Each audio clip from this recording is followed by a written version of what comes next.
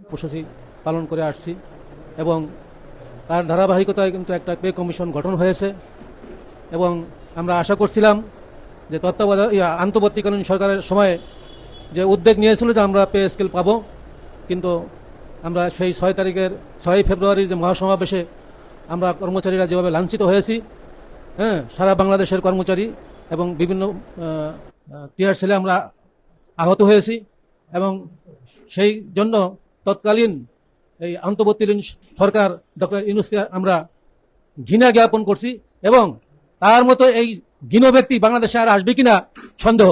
আমার মনে হয় প্রত্যেকটা বাঙালি মানুষের দ্বারা আছে, তাদের ব্লাড গ্রুপ টেস্ট করলে মনে হয় যে একটা গ্রুপ বেরোবে, ওনার রক্তের কোনো গ্রুপ নাই। একেবারে একটা নির্দিষ্ট ব্যক্তি, ওনার কোনো রক্তের কোনো গ্রুপ নাই।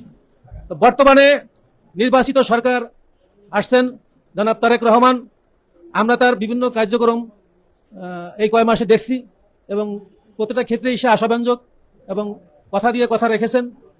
আমরাও বাংলাদেশে যারা সরকারি কর্মচারী আছি, তিনি আমাদের দুঃখ দুর্দশা বিষয়টি দেখছেন এবং অবহিত করছেন এবং নির্বাচনী ইস্তেহারে কিন্তু আমাদের সে ওয়াদা করেছেন।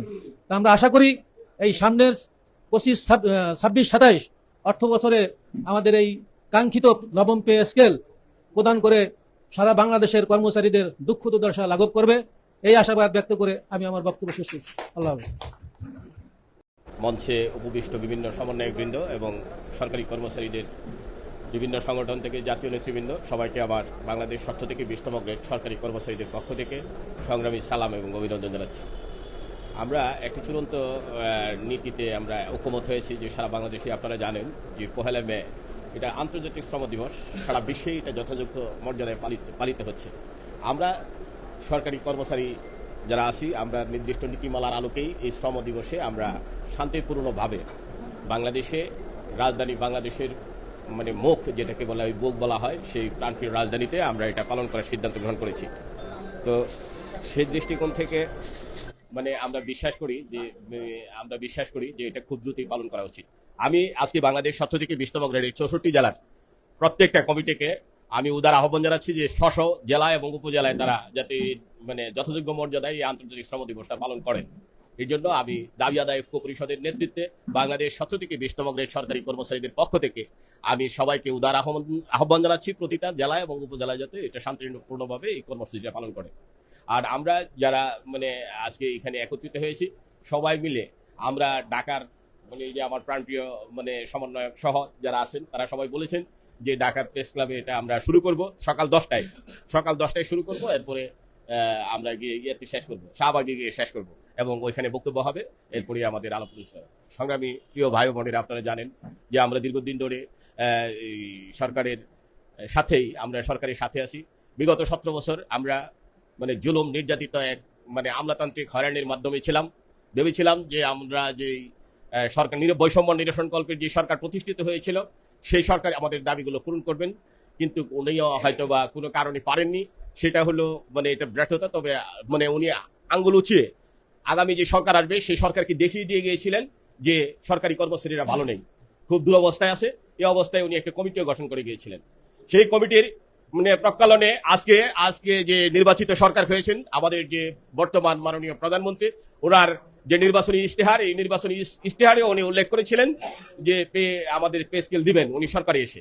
সামনে আমরা মানে হতাশাগ্রস্ত নই, আমরা অত্যন্ত আশাবাদী সামনের জুনেই আমরা পে স্কেল পাবো।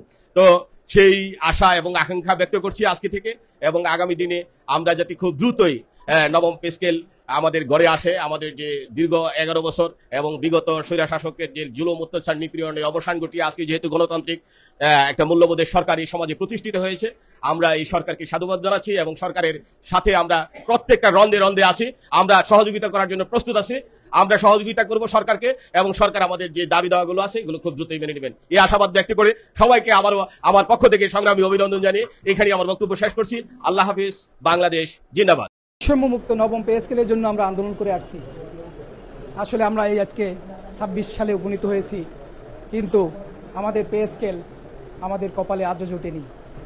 তাই আমরা বলবো বর্তমান সরকার মানববন্ধন আর কি জনগণের সরকার, তাদের কাছে আমার অনুরোধ থাকবে সরকারের এই আমাদের যাতে আগামী বাজেটের মধ্যে আমাদের একটা নবম পে স্কেল ঘোষণা করেন, এই আশা আমি সরকারের কাছে করছি।